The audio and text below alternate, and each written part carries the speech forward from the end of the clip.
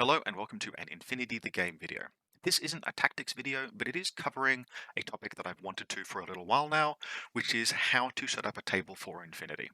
One of Infinity's great draws is how interesting and varied and complex the terrain is, but with all of that interesting complexity comes challenge.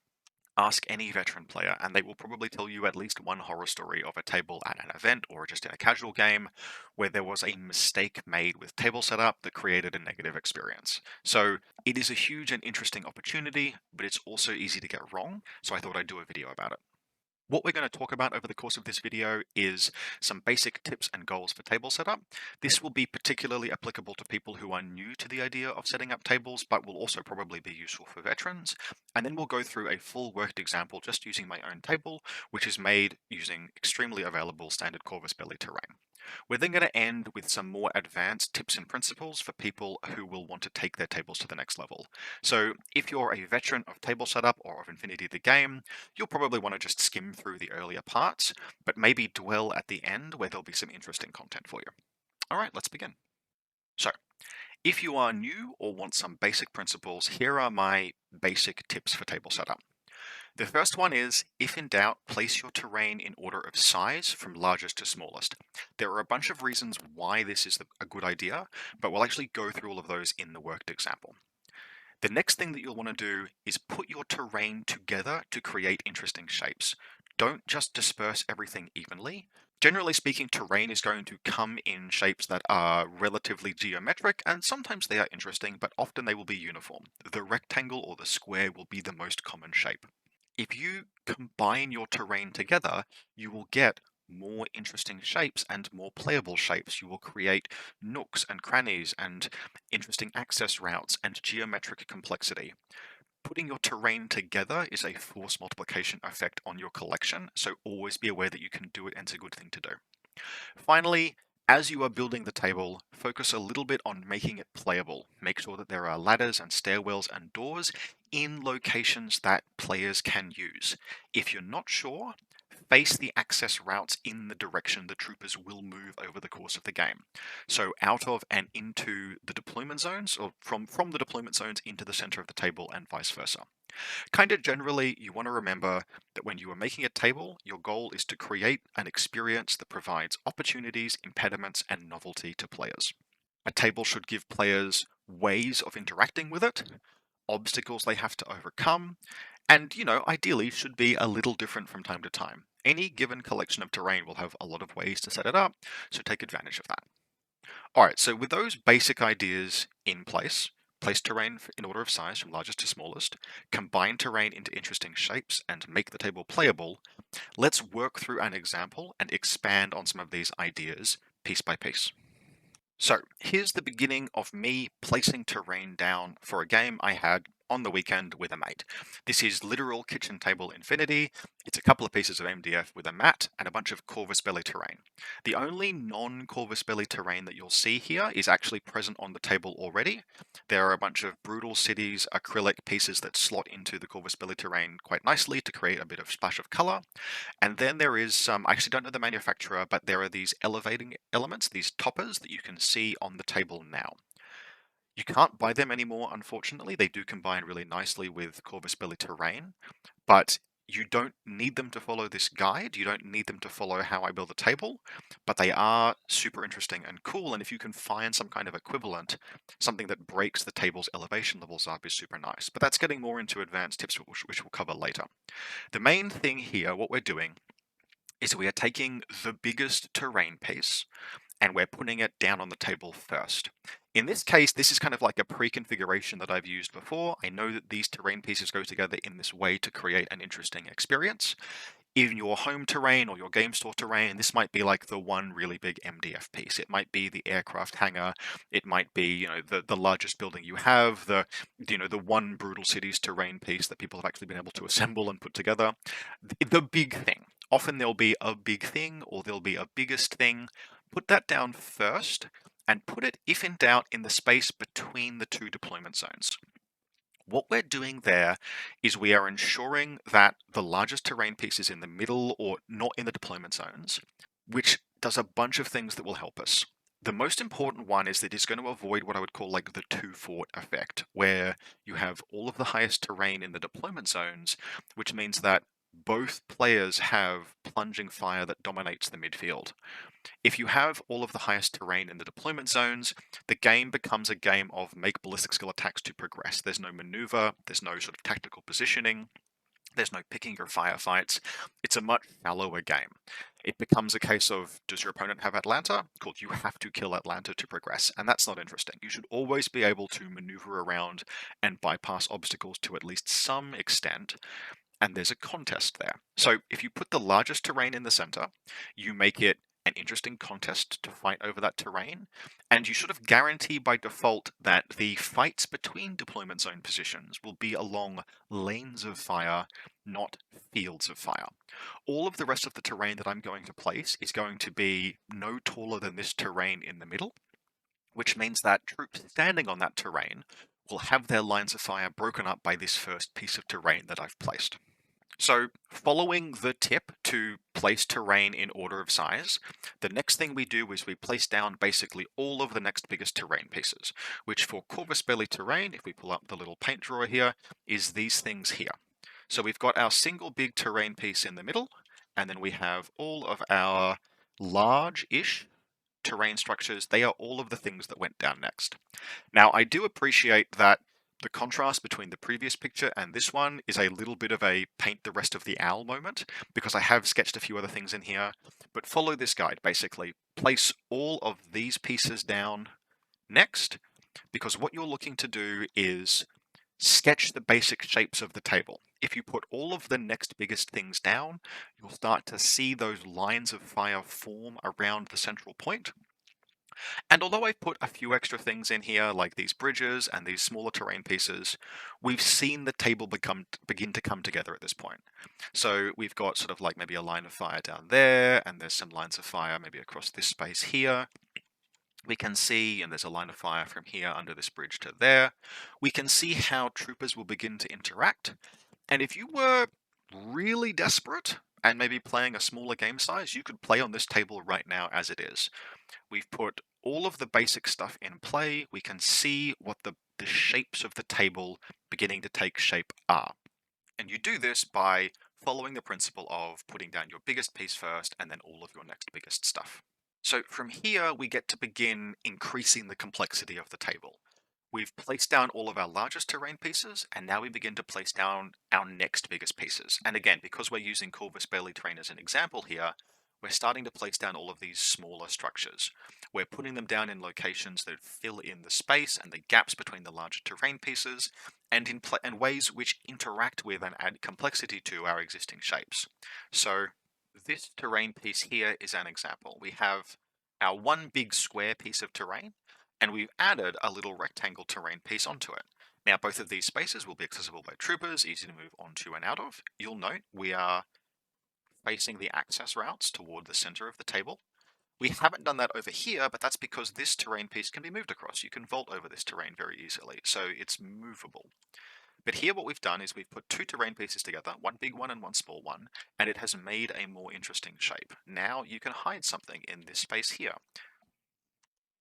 You can hold sort of like a defensive position. You can have maybe a trooper there that's watching that space and this space and can guts back here if it needs to. This kind of putting terrain together, as I mentioned, is a force multiplication tool that will let you get the most out of even a basic collection. Ultimately, Corvus Belli terrain is a collection of squares, and you can take a collection of squares and make something really interesting out of it. The sin or the mistake that you can make is to not do this. If we just dispersed all of these things evenly apart and made a grid, not only would we have very little interesting complexity for players to analyze and play around, but we'd also have a situation where there are absolute death zones, because the problem with square terrain is that it's all got lots of straight edges, and you can't hide a trooper behind a straight line very effectively. A trooper that is in this position of this circle here will get got from this location here and basically die immediately. Infinity is an extremely lethal game. Finding cover is important. There should be maneuver and like maybe some exposed positions or some risky positions, interesting areas in the midfield, etc. But deployment zones, you want to be able to deploy to defend. And so nooks and crannies and shapes, right? Complexity is what's going to be interesting and necessary. Finally, step 4, again, continuing to follow the rule of placing terrain down in order of size from largest to smallest, we start to add all of our scatter terrain. Here, we are continuing to increase the interesting complexity of the table by creating more nooks and crannies that models can take advantage of and putting more terrain together. So if we think about these buildings that we had here before, right? So in the previous picture, we had just this building here and these two buildings here. Now we've put down some barricades between them. We've put a little barricade down here that makes this into a nook. We've put a small barricade between these two buildings, which would let a model hang out prone there, or maybe approach prone along this line. We've put a barricade and a little sign here that makes this area safer, but also would allow, for example, a model to crawl in this direction around here and hide prone here. We are increasing the complexity of the table. And we've basically done that across the entire suite of the table.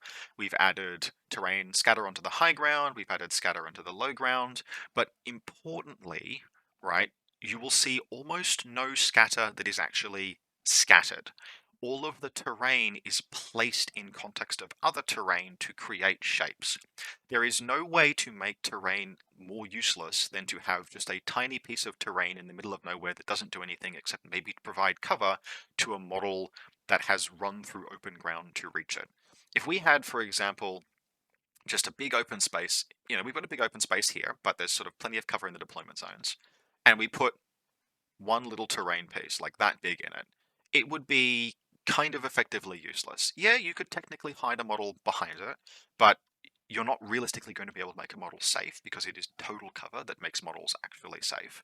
So it's just occupying space, and it's very easy to create tables, and it's easy to think about scatter terrain as something that you should scatter, but I would really encourage you not to do that. Place your terrain next to and around your existing terrain to create interesting complexity. Also, if you do that, you will avoid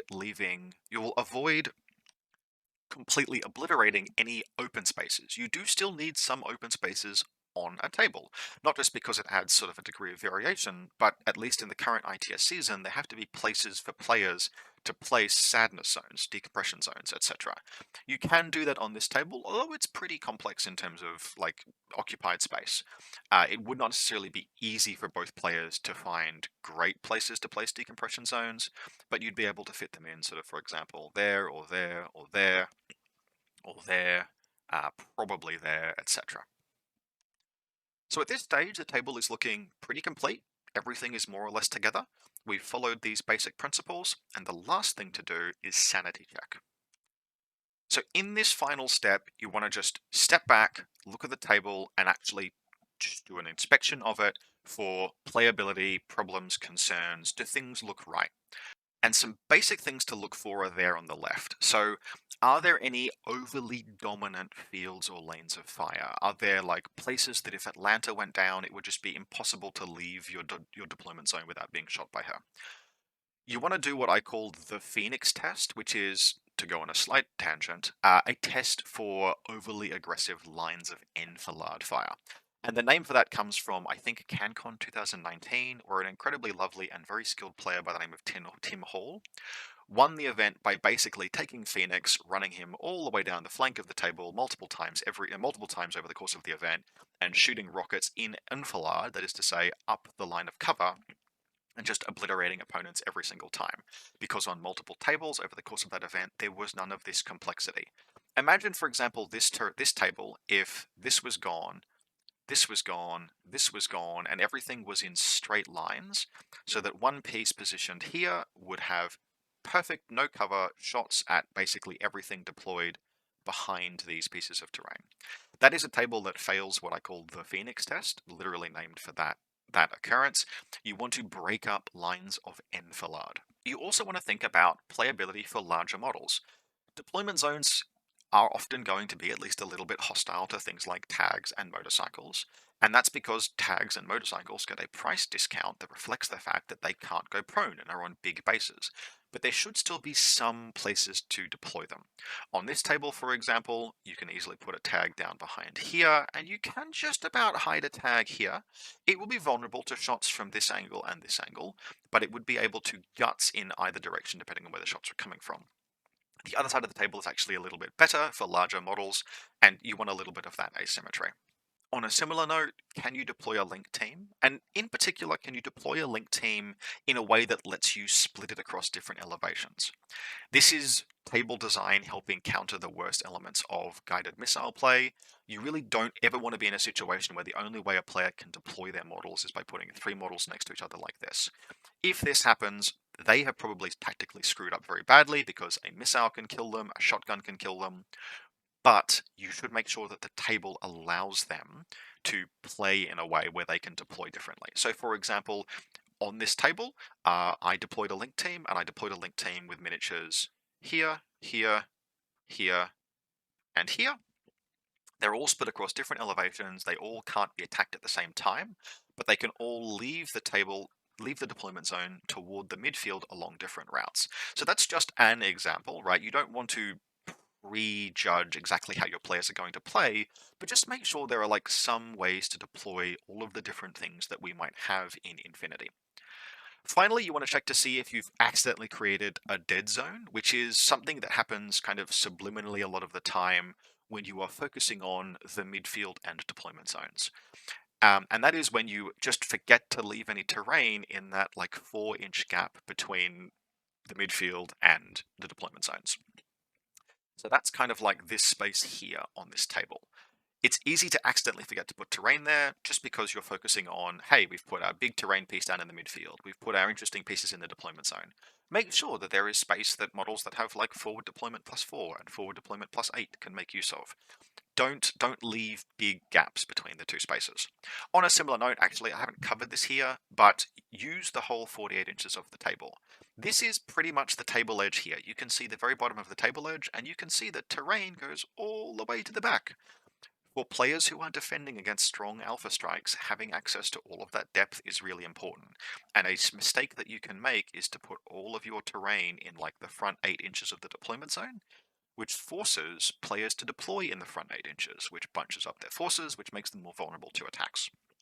So to continue the worked example, my opponent and I were pretty happy with basically all of the terrain on this table, but we moved this terrain here. What we noticed was that a model that was deployed basically here would have a very dominant line of fire kind of there. And it would be kind of challenging to actually leave this deployment zone without being engaged by that. So what we did is we just took this terrain piece, we flipped it around a little bit, and we moved it slightly forward, and that has pinched this line of fire off. It hasn't eliminated it entirely. There would still be some pretty strong like diagonal lanes of fire on this table, but it's just made it so that a model that is standing here or a model that is standing here can't immediately see one another comfortably and easily, and give players paths to move out of their deployment zone without being completely locked down by one position.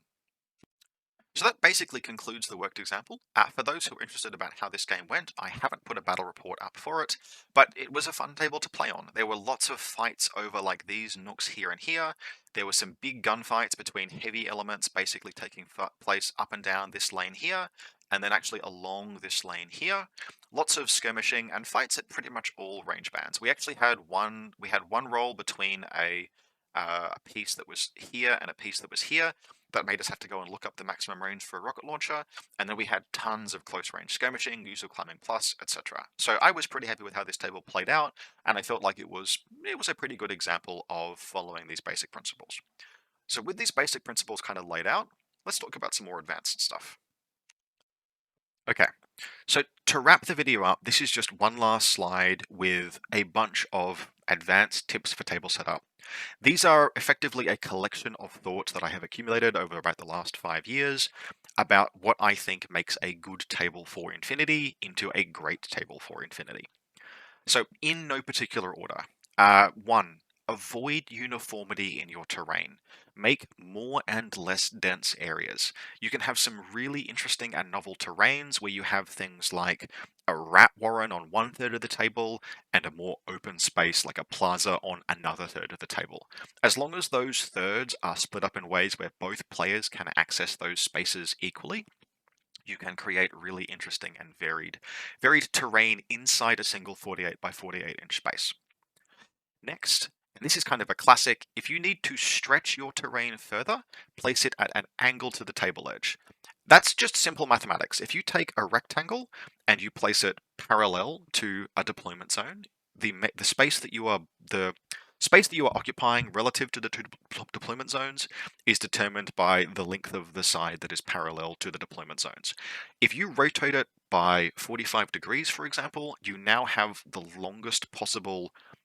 You have the diagonal between the two corners as the space that you are blocking between the deployment zones. So placing terrain at an angle, you will see it all the time, and the reason why it is useful is that it maximizes your terrain. It blocks the most physical space between the two deployment zones, which means that you get the most out of your terrain. It's not necessary that you do that. I like placing terrain in diagonal ways. I think it also creates interesting lines of fire. It creates more diagonal rather than horizontal and parallel lines of fire.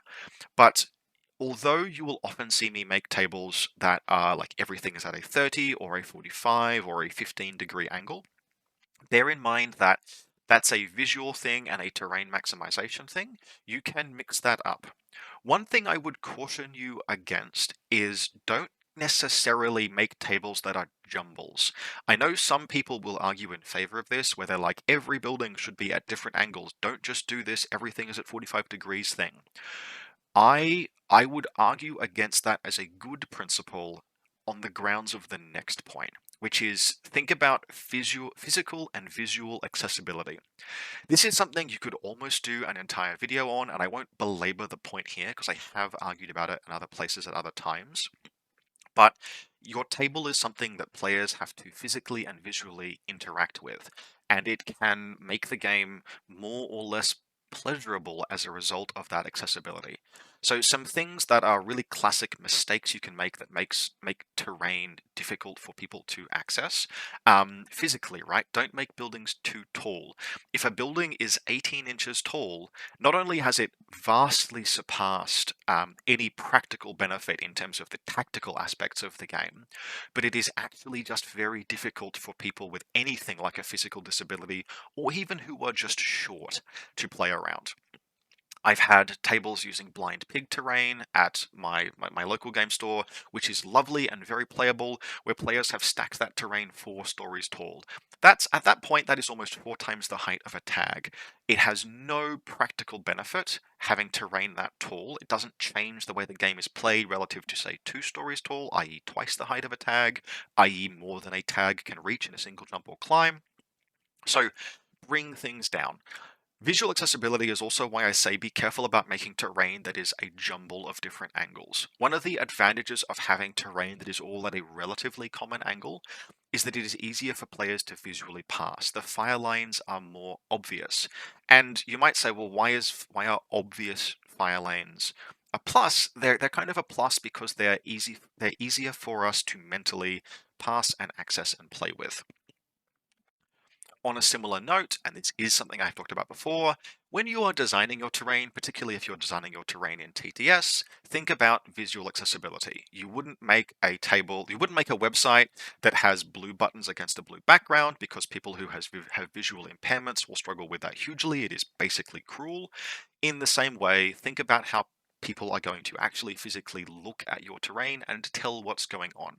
Introduce elements of visual contrast. One of the best terrain pieces I've ever seen, or terrain tables I've ever seen in person, was all done in a relatively singular monochrome color scheme. It was kind of white, but every single interactable terrain element, and again, this is a physical table, not a TTS one, was painted red, like you were viewing it through like a tactical lens or a tactical overlay. Not only did it make it incredibly obvious at a glance how to interact with the table with like red ladders and red doorways, it was stylistically awesome, and it was easily the most visually accessible table I've ever seen. So like 10 out of 10 for that one.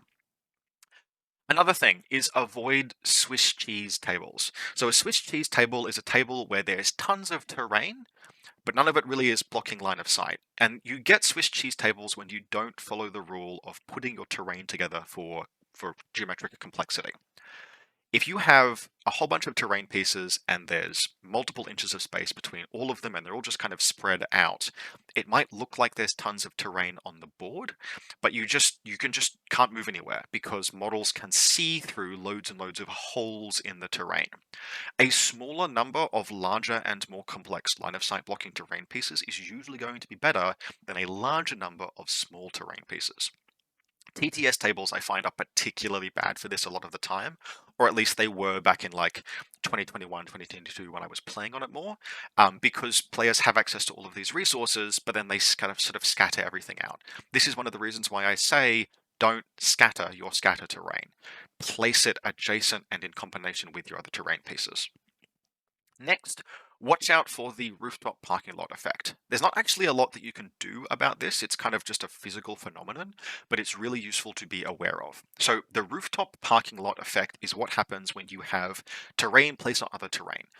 Imagine basically like literally the table that we just made, any table that uses Corvus Belli terrain, or even most terrain sets, where you'll have a table that is moderately flat, and then you will put terrain on it that then is itself elevation. You'll have a building. The terrain will always be densest at ground level because that's where there's the most stuff blocking line of sight. You can't increase density realistically. You can't increase density as elevation increases because things thin out. You can only put stuff on top of other stuff. So what that means is that the higher levels of elevation, as you go up vertically in a table, terrain will thin out more and more and more. And if you just have like a 2-level table, what that means is that you will have a very wide fields of fire on the highest levels and more dense fields of fire on the lower levels. That's totally fine, but when you are thinking about access routes through and around your table, bear it in mind. Bear in mind that the high ground is probably going to be the Pan-Oceanian or the Atlanta playground. And if you find that you look at the table and you're like, oh yeah, actually moving across the rooftops, moving through the gantries is difficult because there's lots of like you're very exposed. Maybe put some scatter terrain up there, or just make it so that the alleyways in the lower ground is denser to compensate. Have your more and less dense areas be separated by verticality is a totally interesting and good way to design a table. You just have to make sure that you've got the dense low ground and the open high ground. On that note, varied table elevation, in particular in terms of what comprises the tabletop, is awesome. When you are building a table, if you can find a way to produce like toppers, if we go back to the very first terrain piece that I placed, the base of that terrain piece was just like a 2-inch tall, big, wide piece of terrain that looked kind of okay. Totally flat on top, and I put terrain on it. You can find things like MDF tabletoppers, etc., stuff that breaks up elevation. It can be a little physically difficult to store, but even a little bit of it goes a huge way. Varying elevation at that kind of level, just so that the table itself is not a perfectly flat 48 by 48 square, but there is some variation of elevation. It's one of the best things you can do to elevate an okay terrain set into a great one. And look, finally, these are a bunch of thoughts and tips and ideas that I have. Don't treat them as gospel. Break rules from time to time. One of the goals that we have for table creation is novelty, right? Remember, terrain should provide opportunities, obstacles, and novelty. And so, look, we're trying to provide novelty for players. That means doing things different. In a tournament, that means you will probably maybe have one table that is particularly dense. Maybe have one table that is open-ish. You still want to think about the Phoenix test, safe deployment zones, etc. But you can have variation both inside and between tables. Break these rules to do things different. That just about concludes this. We're heading into 30 minutes now. I hope you enjoyed this and found it useful. And in the comments, if you feel like posting your own tips and your own thoughts, I'm sure that would be useful to people. Anyway, hope you enjoyed this, and I'll see you next time.